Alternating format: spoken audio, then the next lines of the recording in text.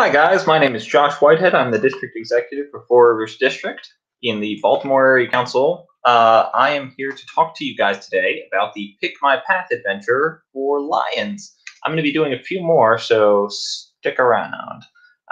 So today, Pick My Path. Basically, there are three requirements.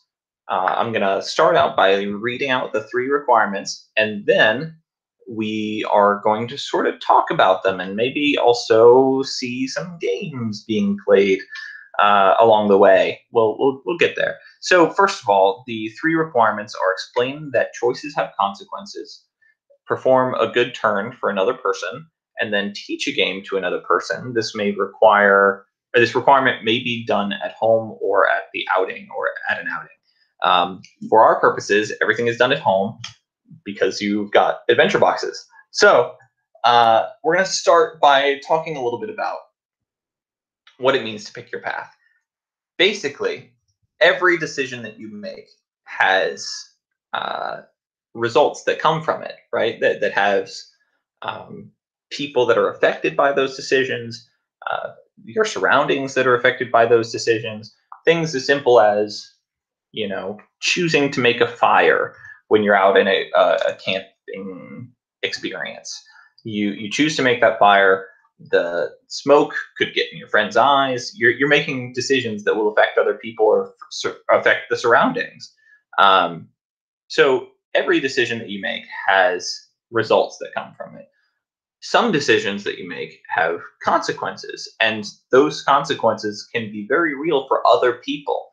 That means that saying things, the words you say, the actions that you take, could affect people's emotions, other people's emotions.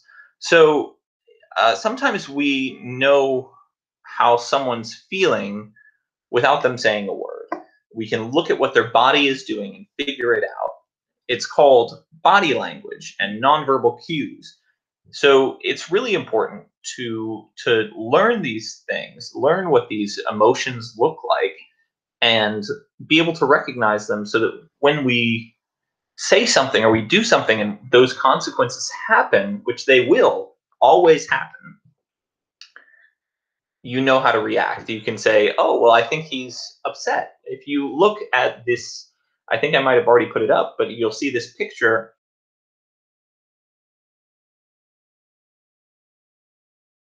of all of these emotions, this face with all of these different emotions. So, learning what those emotions are, what those nonverbal cues are, you can sort of figure out how people are feeling.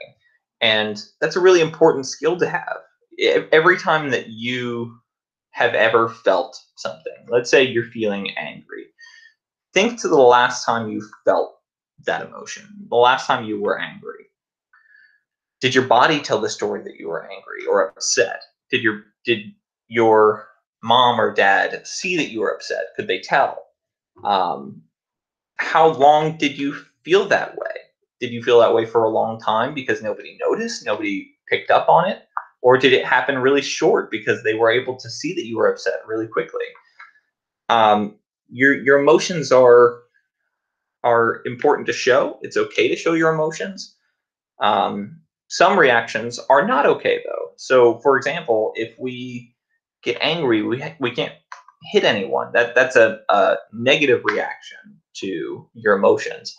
It's better to show your emotions and talk them through, especially if you feel that way for a long time. You want to make sure that you're talking about it. You're not sitting on it. Um, and goes the same for when you're happy, when your emotions are positive, letting people know that you're having positive emotions, saying, hey, I love this game, I love playing this game with you, can really go a long way. And so the things that you say are important, and the way that you respond to things are important, but you also have to be able to recognize when your friends are having those emotions. So that's sort of the whole point of Pick My Path. It's your choice to pick. Only we can choose how we respond to our feelings. I've read somewhere that emotions are like flying animals. They fly to us, stay for a short time, and then they fly away. Sort of like birds. They fly in, they stay for a little while, and then they fly away because they've got other things to do.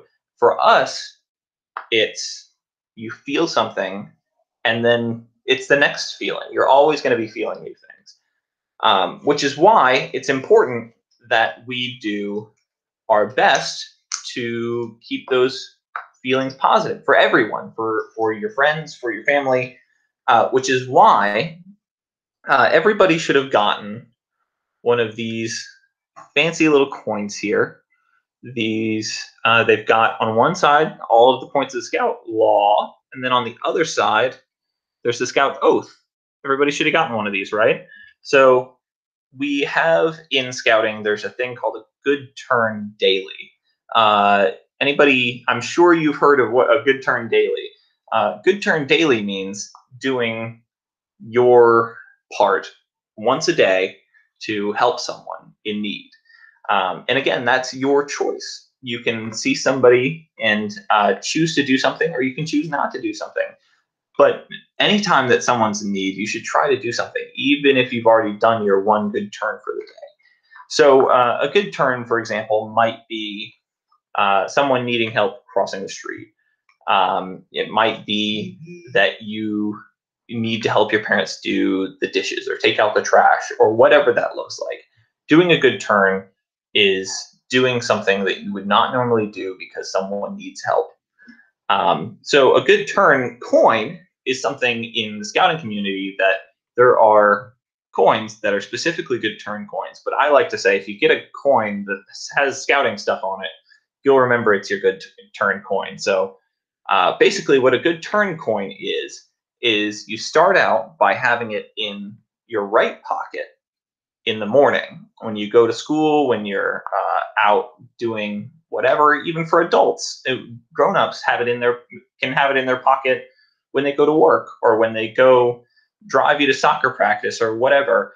Having this in their pocket, and then throughout the day it's still in their pocket, right? They keep it in their pocket, you keep it in your pocket, and when you do your good turn for the day, you consciously have to remember to take it out of your right pocket and move it over to your left pocket. And what that does is it forces you to remember to do your good turn for the day.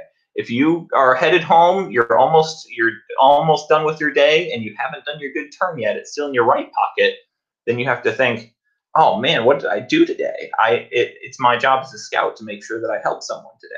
So it's sort of a fun way to remember that it's our job as scouts to do good turns for people, to do our part to help people.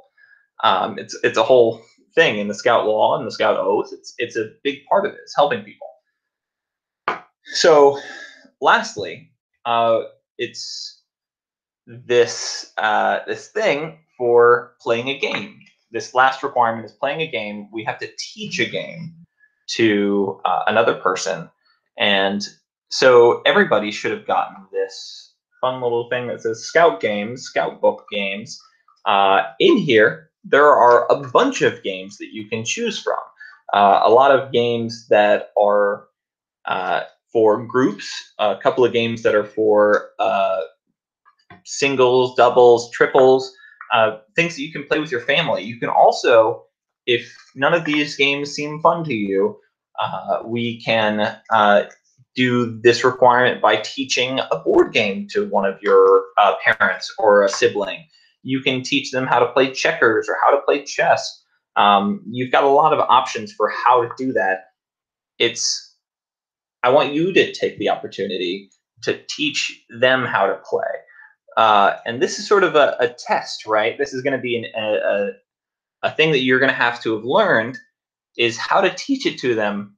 Also being friendly, also explaining everything, make sure they know all the rules, make sure that you're teaching it to them in such a way that they are going to feel good afterwards, and they're going to feel like they know how to play and ready to play and want to play with you. So that's it for Pick My Path. I hope that you enjoyed it, and I hope that you learned a lot, and I hope that you stick around because we've got a couple more Lions videos that we're going to teach. The other part is after each of these videos, you should send us your videos of you doing these things, of you moving your coin to your other pocket, or of you playing emotional charades with your family. You can have you on this side, but this is you, and you're like, ooh, and your mom is over here like, I don't know, is it surprised? And then you're over here like, ooh, and then your mom is over here like, are you happy? And that's emotional charades. You could do that at home. And also take a second and look through this book because there's tons of cool games in here. Look through this book and also send us videos of you doing that stuff. That's it. Till next time.